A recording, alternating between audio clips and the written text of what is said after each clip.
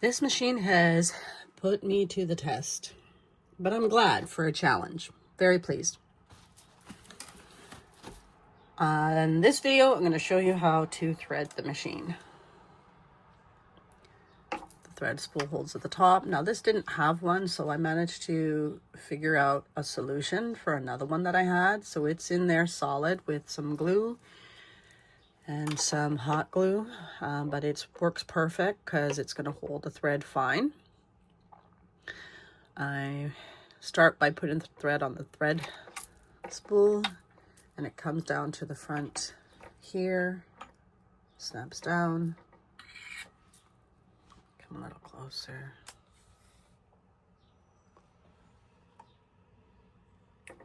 Hooks underneath here, between. I like to hold the thread so that when it pulls it up, it snaps in place. This hooks around, so it's sitting on this side. This one is designed to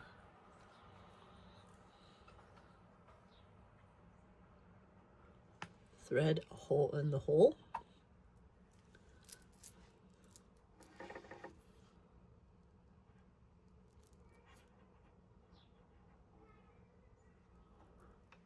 And it doesn't want to. There we go. Sits on top, sits on top.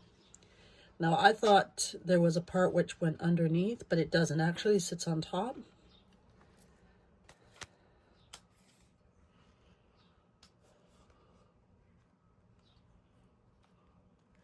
And it's going to hook around this. And then it hooks in the space here.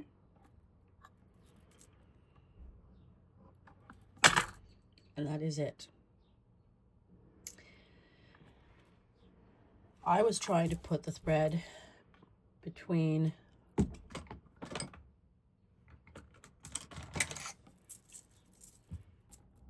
here. It doesn't go there. It goes on the outside. My mistakes are something you can learn from. And this one doesn't have the light bulb still. And this goes from front to back when you're threading the needle. Some scissors.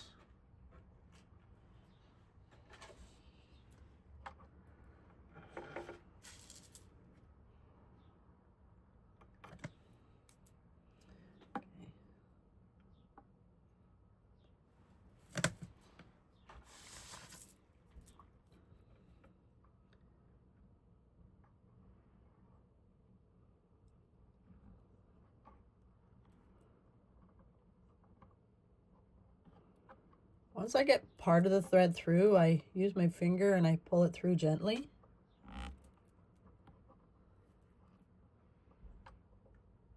So that I can grab it on the other side. And then from the front to the back. I'm going to stitch to show you what it looks like now.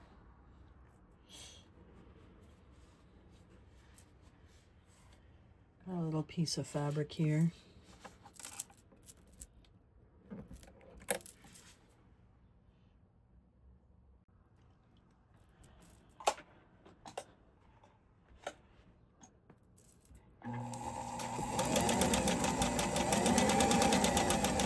Looks like it's still got a lot of oil from up above when I had to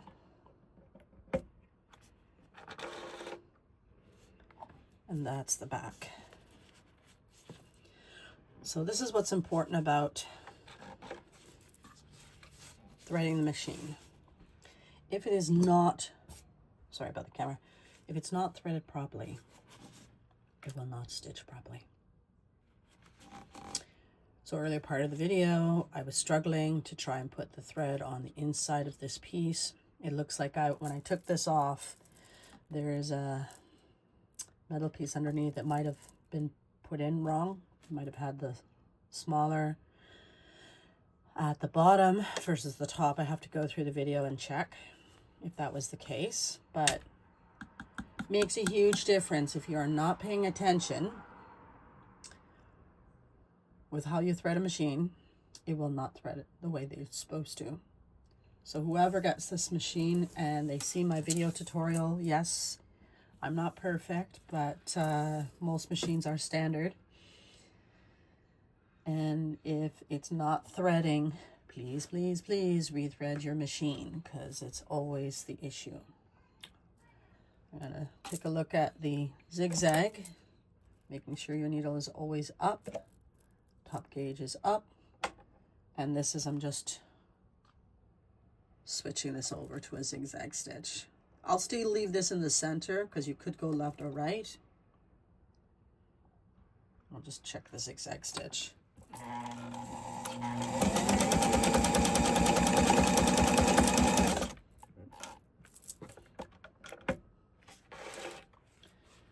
So even though the straight stitch works great, still check the zigzag stitch on the top and the bottom.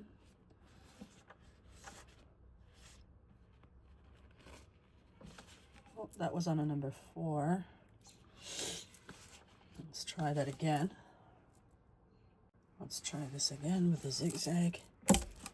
Now I changed this from a 4 to a 3, and I'm lining it up there.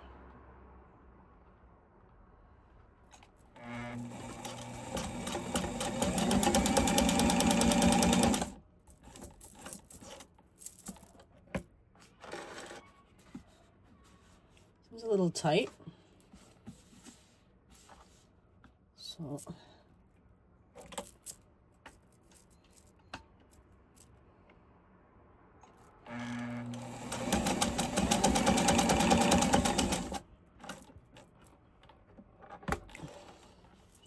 seems to be having issues with the zigzag,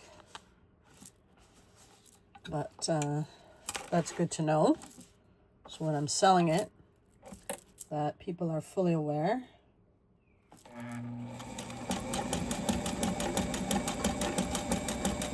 All right, so I changed that to a number 2 for this stitch. And still a little on the tight side.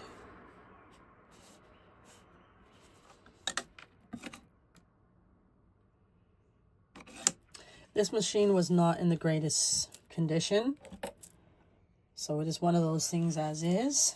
It's not going to get a case because the case was in bad condition. I'm really pleased with the opportunity to understand this machine and do a video on the before and after. So I'll let whoever is going to get this machine know that you can do a zigzag, but it's not the greatest.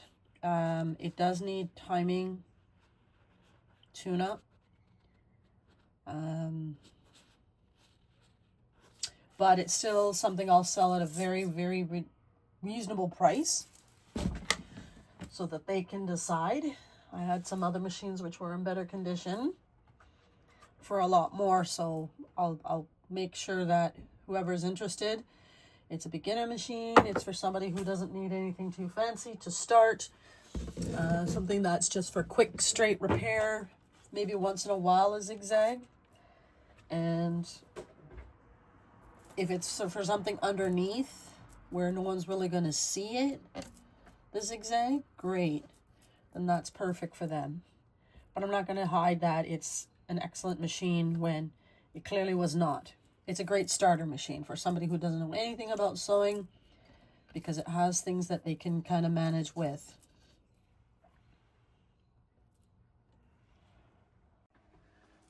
Putting thread on the bobbin is actually very easy to do. So these are the actual bobbins, because I said I was going to pick up new ones because the other ones that I had were not the right size. There's a pin on this machine that this sits and keeps it in place so that's locked. Taking the thread, we'll just cut this off. And now we're going to wind it on this. Now I'm not sure if I looked at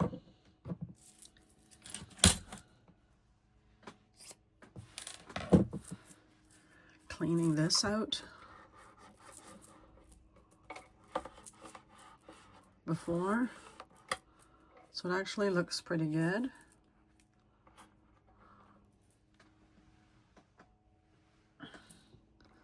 So the thread will come around and it'll hook.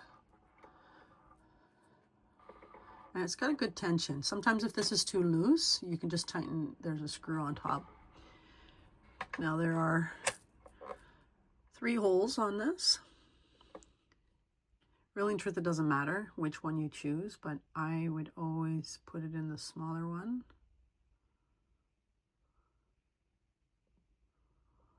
Okay, slide it on.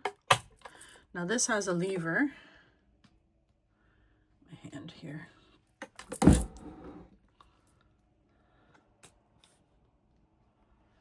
This has a lever that just slides this over. Now on the side of the machine, there is a handle here. And you turn this always towards you to unlock it, turn it away from you to lock it. And that will stop this part of the machine from running.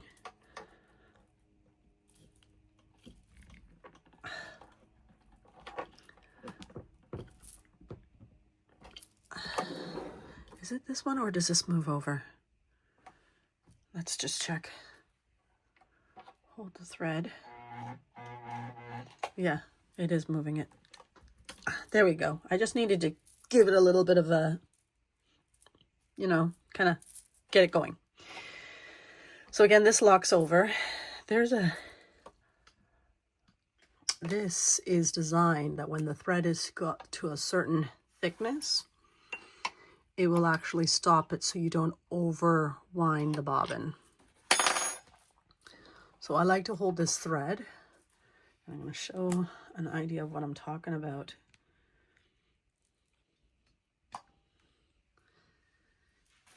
When this thread starts to wind and comes down and comes back up, it's going to catch this thread and then I can cut that off.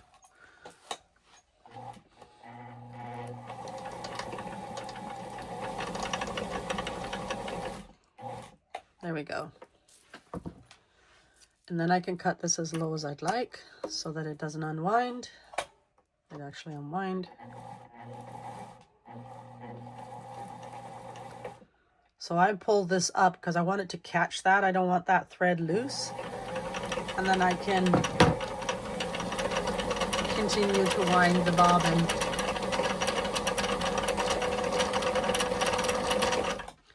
Anytime I start a project, I'll get the color of thread that I need for the backing, and I'll have the color of the thread that I want for the top, and then I'll fill at least 2 to 3 bobbins so that when I have to stop, or might not have to stop, when I run out of thread, I'm not having to undo everything, wind the bobbin, and then start my project again. I just have it ready to switch over. So if it's a big project, that's another great tip that will make things seamless for you.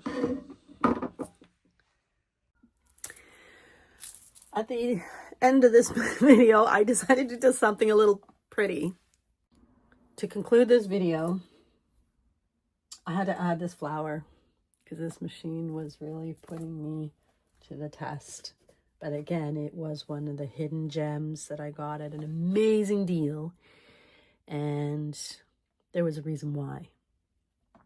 It wasn't moving, but I can hear that it had potential. And it was dirty, it was inside, it was caked with oil and lint. So I got it back to working. Not thrilled about the zigzag stitching. There are some functions and settings that can be considered. But it's cleaned and it's oiled and it's working. So to whoever gets this, please enjoy the video. It was a lot of work, and I'm pleased that you will be able to benefit from my efforts. And again, this model is the Fashion Mate 257. can see there. Maybe I'll come across another machine like this one and give it that TLC that it really needs, because sometimes they just do, you know, just inherited a machine and you don't know what to do with it. My tutorials are an opportunity to see that it can be restored, it can work. There are professional repair shops that might even just say it's not even worth their time for a reason.